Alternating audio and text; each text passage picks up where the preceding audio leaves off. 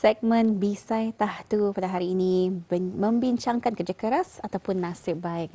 Ingin kita ni kupas bersama ni bersama dengan narasumber kita bawakan tidak lain tidak bukan Tuan Rusli Bujang, pakar kaunselor profesional. Pada hari ini sudah pun bersedia dan duduk sebelah kiri Nisa pada pagi ini. Assalamualaikum. Assalamualaikum warahmatullahi wabarakatuh. Nisa. Apa khabar? Alhamdulillah.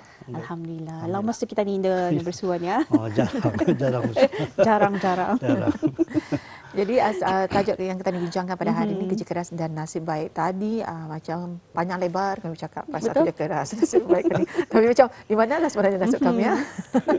Tapi di sini dalam sesi buah bicara kita ni pada kali ini mungkin Tuan boleh mengupas kerja keras dan juga nasib baik, psikologi di sebalik kejayaan Tuan sebagai gambaran awal. Apa sebenarnya konteks pembicaraan Tuan pada hari ini? Okey, alhamdulillah, terima kasih. Itulah. Tadi sempat mendengar Jola sebelum beralih ke segmen ini tadi bila orang orang haji kita ni akan balik dalam sedikit masa minggu depan barangkali ya. Sebenarnya pembicaraan saya ni konteksnya ni masih ada kaitan dengan haji. Perjumpaan sebulan ni pun saya pun membuka hikmah pasal haji juga tentang pengorbanan. Kali ni sebenarnya masih ada lagi dan sangat banyak sebenarnya. Dan jadi saya mengambil kesempatan lagi tadi masih berada dalam bulan haji ni. Takbiran pun masih juga lagi dilongkan di masjid-masjid, masih lagi terasa lah ke sana tu.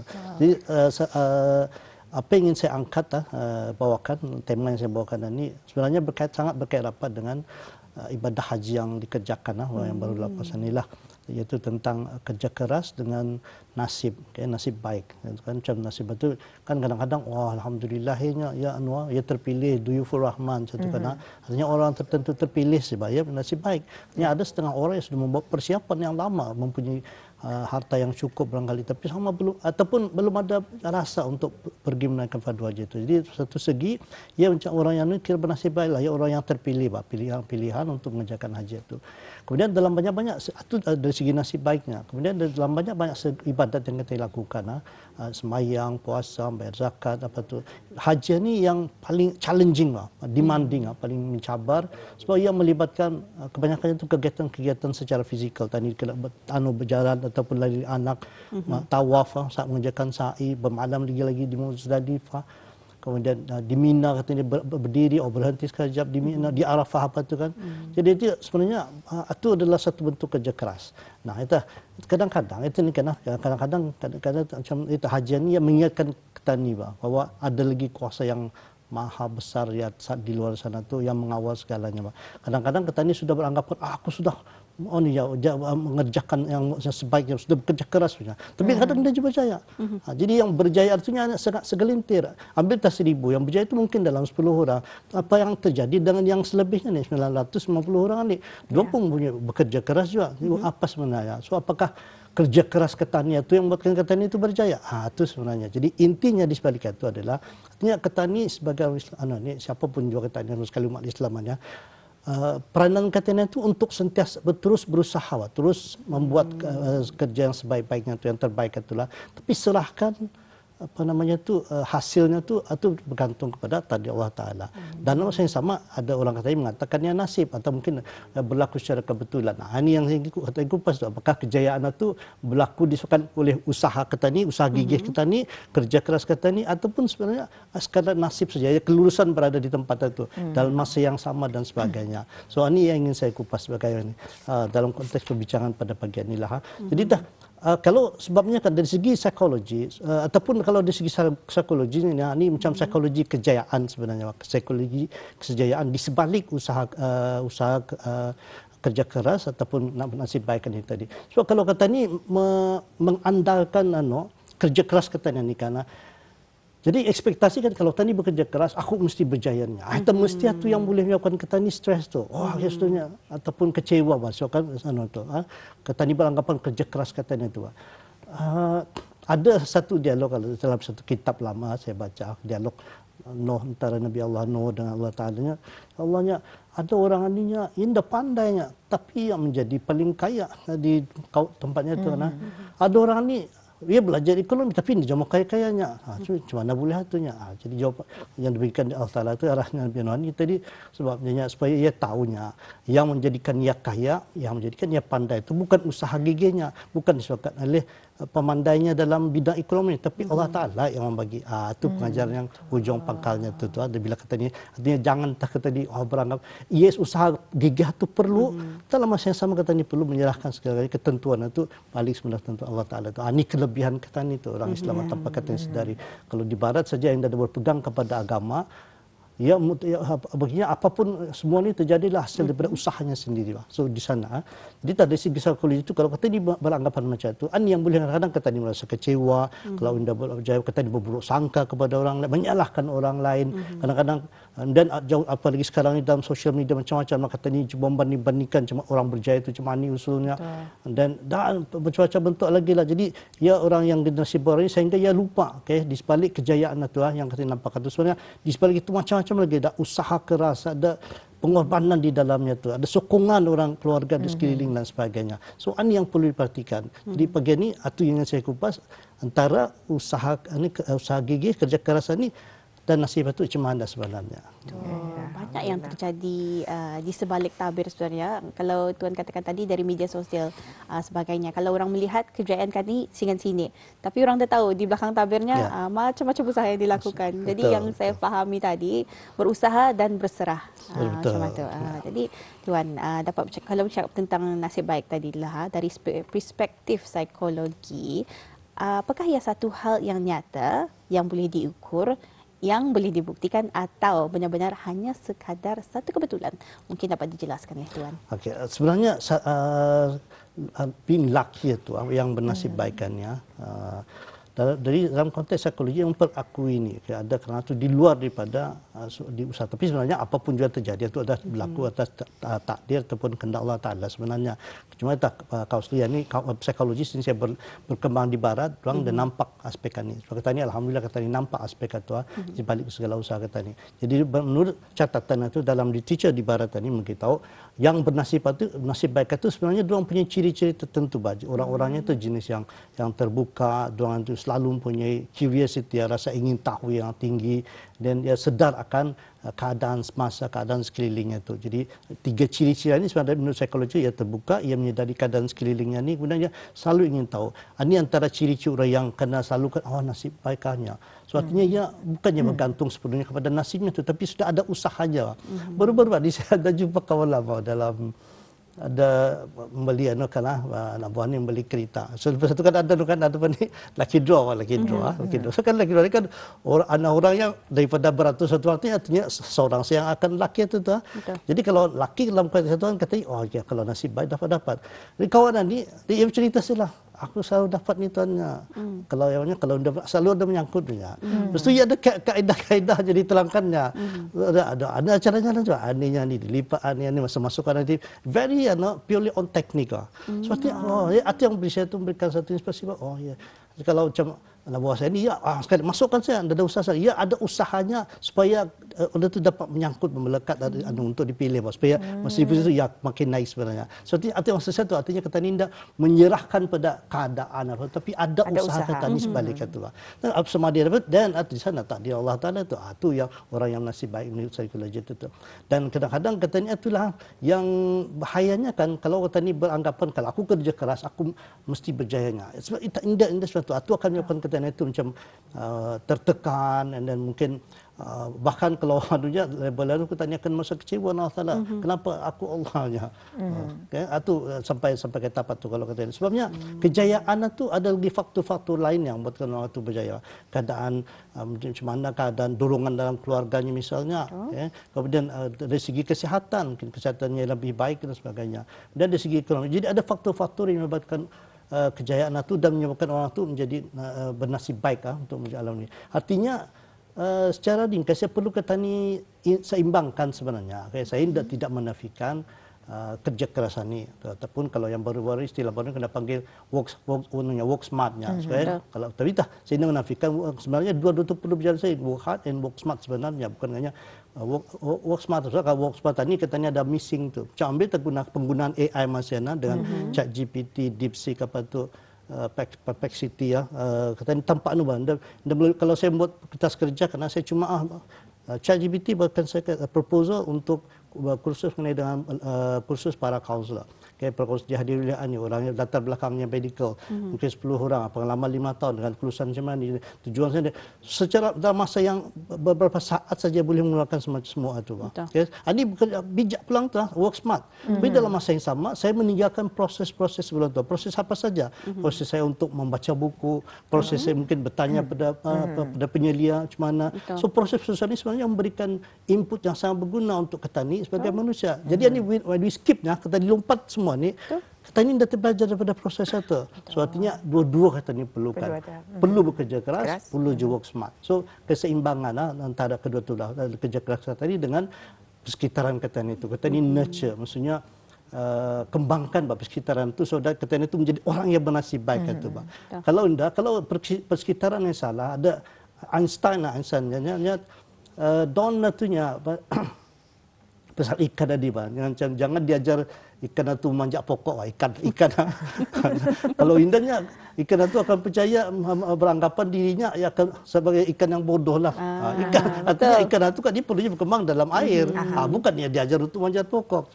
So ini satu analogi yang artinya kalau tadi kan mau bernasib baik, berjaya sebagai pemanjat pokok profesional misalnya, kembangkanlah orang di kalangan orang yang memang dia pandai memanjat pokok dan kemudian ikan itu tadi bukan di sana tempatnya. Okay? Kemampuan kepayaan kita itu indah sama. So kerja keras walaupun tadi bergantung nasib hanya dapat hanya ikan dapat mana atau nasib pun di sininya. Bukan, artinya ia sudah tidak menggantungkan nasib itu cuma tu berserah macam tu tapi sesuai dengan ikhtiarnya sudah ada di sana.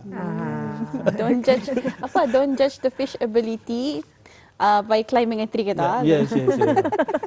By inability. Okey, di sini ya, mungkin Tuan ya boleh menghuraikan antara kaitan nasib baik seseorang dengan kerja keras itu sendiri dan apa sebenarnya menjadikan kerja keras itu lebih efektif, bukan hanya sekadar bekerja lebih atau sengaja memperpanjang pekerjaan yang mungkin dilihat sebagai tidak efisien. Itu tak bagus soalan dia. Kadang-kadang tadi macam salah pandangan, salah anggap bahawa orang tu macam wah bagus dari pagi saya datang 7.30, sebelum 7.30 saya datang, baliknya pun orang lain sudah balik ilahkan lagi di office, memang bagus saja. Sebenarnya kadang-kadang beranggapan orang yang bekerja keras macam mana ini orang yang baik ni misalnya. Sebenarnya tidak semestinya kalau ia bekerja di sana tapi tidak produktif compared to orang dibanding dengan orang mungkin datang agak lambat tapi ia produktif. He get things done. Yang mampu melaksanakan tugas itu dengan berkesan. Itu antara berkesan dengan adalah pasal efektif dengan efisien. Cuma itu tu sebenarnya ada strategi tertentu untuk macam mana kita menjadi orang itu bekerja keras juga. Sama saya sama, ya orang menjadi orang yang baik juga. Saya kenang ayat Al-Quran, tanya inna akramakum indallahi wa atqakum. Allah Taala dalam Quran itu bahawa sesungguhnya orang yang paling mulia di sisi kamu dalam kalangan kamunya di sisi Allah Taala adalah orang yang paling bertakwa. Takwa dalam konteks ini, itu anulah untuk sesuai dengan perbincangan inilah, operational definition, definisi untuk memudahkan pemahaman ini. Takwa itu artinya ia mempunyai daya kawalan diri yang tinggi, self control ataupun locus of control, kontrol dalaman, kontrol luaran. Ia mempunyai daya kawalan itu. Kalau masa berpuasa, ia bertakwa barang-barang halal sudah tidak boleh dimakan, macam jadi haram. Salah kalau dimakan batal puasa. So ia ada kawalan diri. Semasa hari biasa ni ada barang-barang yang halal tapi tidak mendatangkan mudarat kepada kesihatan. Betul. Jadi ia dapat mengawal dirinya. So dalam konteks itu sebenarnya adalah takwa. Jadi bila kita melihat dalam konteks agama ni, this is the beauty sama indahnya agama kita ni, sempurnanya agama kita ni, adilnya Allah Taala tu. Sehingga kalau kita melihat orang usaha ni karena kerja keras ni ya akhirnya tu ujungnya tu kemunculannya berjaya menjadi orang berjaya. Jadi barat itu melihat macam tu orang yang bekerja keras ia akan menjadi orang berjaya. Hanya saya tadi itu 1000 orang bekerja keras ni mungkin seorang atau 2 orang saja yang sampai ke tahap ini. Tapi apa yang terjadi yang dengan 999 orang yang ingin berjaya ni. So ada kalau tadi melihat hukuman ni tadi seolah ini ada Allah Taala itu artinya aku sudah kerja keras Allah mana ni mesti aku berjaya juga tu. So sebenarnya indah. Jadi tanya Allah Taala itu Allah yang paling mulianya di dalam kalangan kamu di sisi Allah itu orang yang bertakwa ni. So takwa ni tadi artinya dimanapun peranan yang kita dimainkan, sama ada pemimpin yang di atas sekali yang tertinggi atau di bawah sekalian atau pertengahan dimanapun juga kita ini, kalau kita dimainkan peranan itu, kita memberikan tumpuan kepada proses satunya peranan kita ini. Peranan itu sebagai kerana misalnya untuk mempersiapkan tugasan-tugasan ini, so that pegawai atasan ini dapat membuat pekerjaannya. Jadi kalau kita buat proses itu dengan baik, so insyaAllah itu yang menjadi orang yang bertakwa itu. Jadi kalau kita lihat semua ibadat-ibadat kita dia, semayang misalnya, so prosesnya tuh sama apapun keadaannya, pangkatnya, kedudukannya, darjatnya, proses semayangnya sama. Resultnya, keputusannya itu, hasilnya itu diserahkan kepada Allah Ta'ala. Allah Ta'ala sama ada sah atau tidak, itu bukan wilayah kita ini memikirkannya. Yang tugasan kita ini adalah untuk melakukan, membuat proses ini dengan baik tadi. Nah, so paling semula tadi, yang ayat tadi sisi orang yang takwa, artinya kalau kita ini mempunyai ciri-ciri orang bertakwa ini tadi, ciri-ciri self control, daya kawalan diri yang tinggi ini, katanya tu kan menjadi individu yang efektif, yang berkesan, yang produktif dimanapun peringkat kita ni. Sebab katanya itu dinilai bukan pasal output ataupun hasil pekerjaan kita ni, tapi usaha kita ni itu yang kita lakukan dengan penuh amanah, jujur dan itu kan semua tu bila proses ni katanya kita ni boleh menjadi orang terbaik. Syurga kita ni, amin, bila kita mendapat di sana, syurga kita ni itu sama, bahkan mungkin lebih baik lagi orang yang dari segi kedudukan, dari segi punya hartanya, dari segi itu. Okay? Bila kita ni memberikan tumpuan kepada aspek itu.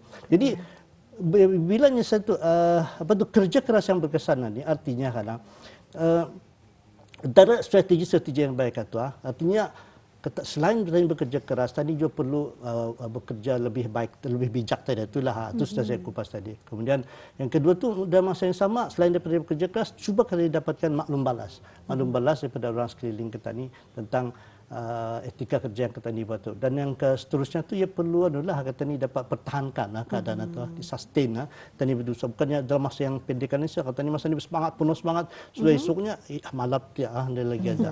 So perlu dipertahankan. Itu dari segi strategi, dari segi sistem artinya orang yang bekerja kerasan ini tadi, yang punya habit yang habit yang produktif, habit-habit yang tersendiri. Misalnya akhirnya dalam sebulan ini kurang-kurangnya aku membaca sebuah bukunya misalnya, atau dalam masa seminggu ini aku perlu bergaul dengan orang bawahan, aku dipertanyakan apa perkabaran dorang, so dijadikannya habit. Jadi ada habit-habit tertentunya bekerja keras. Yang kedua tu ada rutin tertentu. Rutin sebagai CEO aku perlu bangun awal pagi misalnya, aku mesti bangun pukul 4 misalnya, orang lain bangun pukul 6, so ada 2 jam ekstra untuknya melakukan. 2 jam sehari tu, kalau 10 hari 24 jam, artinya dalam sebulan yang punya 1 hari ekstra pasal dia bangun 2 jam sehari itu. So ini antara rutin yang perlu dibuat. Ada rutin misalnya kalau bangun itu akan begitu okay, you are good, you can do this misalnya. So itu memberikan kepercayaan, motivasi dirinya sendiri. Itu ada rutinnya, ada habitnya, ada rutinnya sendiri.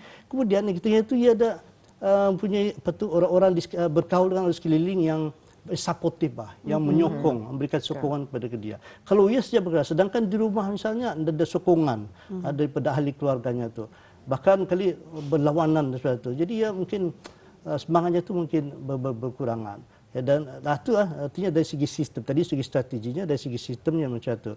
Kemudian ada lagi satu ciri, kalau tadi kerja keras yang berkesan ni, dipanggilnya grit bahasa Inggeris. Saya cuba mencari bahasa Melayunya grit tadi, tapi macam dia grit ni ada gabungan antara kegairahannya, semangatnya semangatnya untuk melakukan suatu pekerjaan itu dengan perseverance. Memajal kata ni lah, tapi majal yang positif lah ni. Tidak mau kalah, tidak mau putus asa. So gabungan kedua ni ada sangat passionate dengan pekerjaannya dan dia majal persisten. So kedua ni itu yang boleh membuatkan dia menjadi bekerja keras yang berjaya tadi itu. Dalam masa yang sama ia perlu mempunyai kecerdasan emosi yang tinggi lah. Maksudnya kecerdasan emosi ni ya perlu ada ya dapat mengenali, jangan hanya melihat kepada dirinya sendiri, lihat juga pada orang yang di sekelilingnya ni. Kemudian so itu antaranya lah. Kemudian saya ingin mengupas sedikit lagi tentang namanya itu ada istilah dipanggilnya macam ada patah Melayunya, sedikit-sedikit lama-lama jadi bukit, itu dalam konteks psikologi pun sangat berkesan. Dan sebutin lagi, susah-susah dulu, senang-senang kemudian. Jadi orang Melayu kita tanya pandai psikologi itu. Anda dulu ada selalu ada diagnose, kalau mendiagnos orang mengalami depresi, kemurungan. Orang Melayu rupanya pandai juga dari dulu sudah. Ya, ia punya diagnosanya mandi tak basah, makan tak kenyang, tidur tak lena. So sebenarnya ia dalam perasaannya lah mungkin terhadap seseorang kali sehingga menyebabkan dia terganggu macam tu.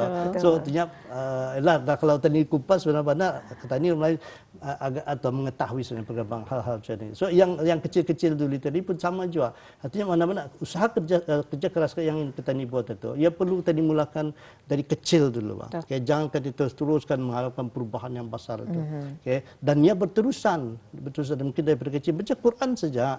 Okay, kalau dulu payah-payahan ataupun menunggu bulan puasa baru kita akan baca Quran. Tapi kalau kita dimulakan anda pernah kecil tu misalnya simple sebaris pun boleh ataupun jangan je satu huruf, janganlah nun Astagfirullahalazim. Benda still dapat faham macam tu. Yang penting ia konsisten lah. Jadi bila kita dibuat sedikit tu, so nyaman ada saudara saja timbul. So ya mungkinlah satu muka surat. Nanti bulan depan mungkin tambah 2 muka surat lah. And then dari 2 jadi seminggu jadi 1 juz dan seterusnya. Dan akhirnya ia boleh khatam dalam masa sebulan itu. Itu yang saya gunakan tu teknik-teknik tu. Alhamdulillah pada masa ni dapatlah pembacaan tu boleh juga khatam setiap bulan itu more than lebih daripada sekali lah dengan teknik-teknik macam ni. Artinya mulakan yang ber sedikit, so insyaallah ya kadang dan sedikit tapi konsisten berterusan sedikit dan berterusan tidak akan atur. So artinya daripada yang kecilan tadi yang menghasilkan yang besar. Sama macam mana kalau notice atau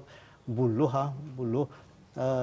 ia untuknya tumbuh tu lalu ditanam awal, ia tidak terus tumbuh dengan tumbuhan lain. Ia akan mekar di bawah dulu, akarnya tu dulu yang sampai kalau ikut kajian itu sampai ke 5 tahun dia akarnya tu dia sunyawa. Tapi the moment dia start tumbuh sampai itu dalam masa 2 minggu dia boleh sampai naik sampai ke 90 kaki sampai tinggi semata tingginya. Kalau bulah tu bukan ada kata melentur bulah biar dari lubungnya.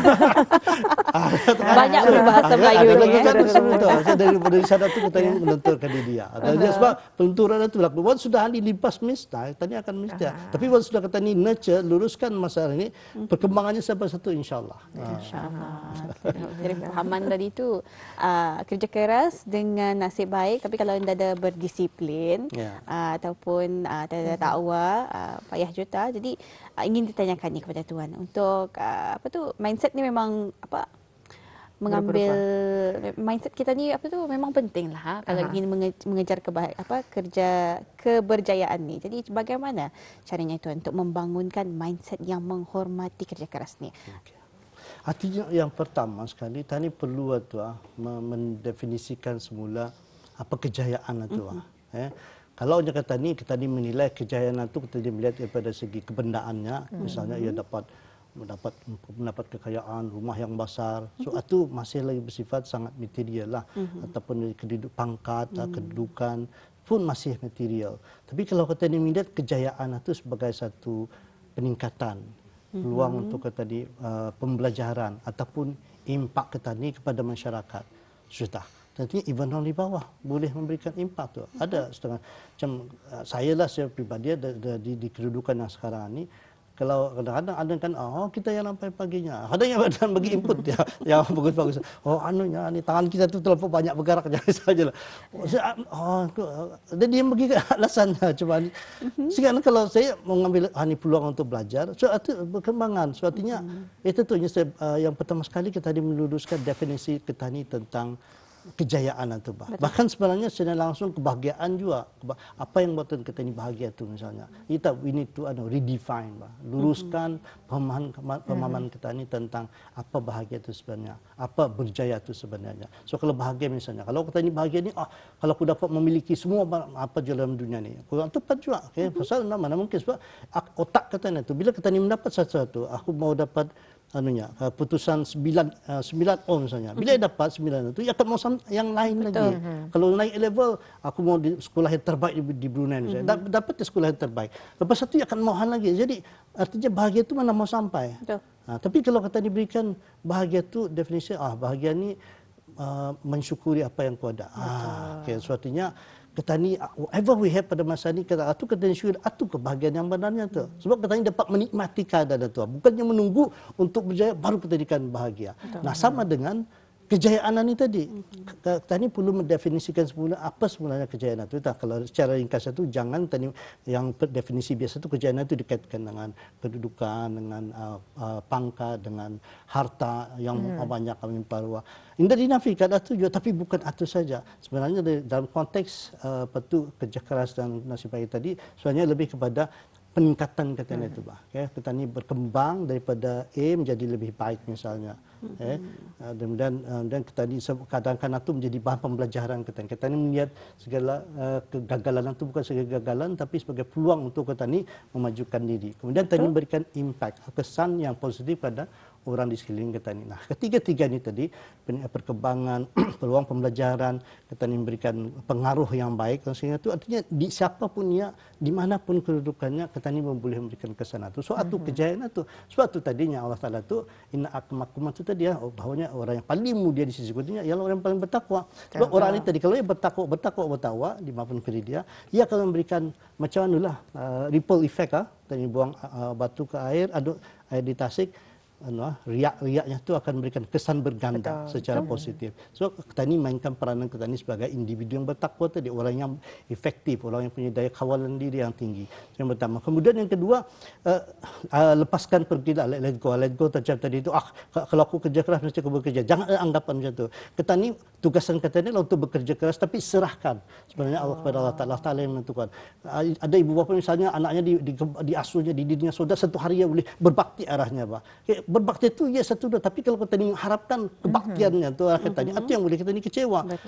Dan kekecewaan kita itu kalau kita itu tidak kita belajar. Tapi kalau kita melihat even anak yang indah berjaya sebenarnya, kita ini mengasuh 6 orang anak 5 berjaya, 1 aninda. Kalau kata ini tidak kejadian itu yang 5 orang saja, itu gagal juga kurang tepat. Yang sebenarnya seorang ini tadi ia akan mengasuh kita ini menjadi orang yang lebih baik, Pak. Kata ini tidak jadi sombong pasal ada seorang ini, Pak. So dikasihnya satu lah. So artinya nasib baik daripada ini sedang kerja satu sebenarnya jangan kita bergantung salah satu, tapi gabungkan kedua-duanya itu betul perlu kepada kepercayaan dengan niat dan tindakan kita itu dan akhirnya berserah kepada ketentuan Allah Taala. Alhamdulillah. Jadi itulah ya antara penerangan yang telah pun disampaikan sebentar tadi dalam segmen Bisai Tahtu, iaitu kerja keras dan nasib baik. Terima kasih kami ucapkan kepada Yang Mulia Tuan Rosli bin Bujang ya dengan penjelasan yang diberikan sebentar tadi. Assalamualaikum Tuan. Assalamualaikum warahmatullahi wabarakatuh.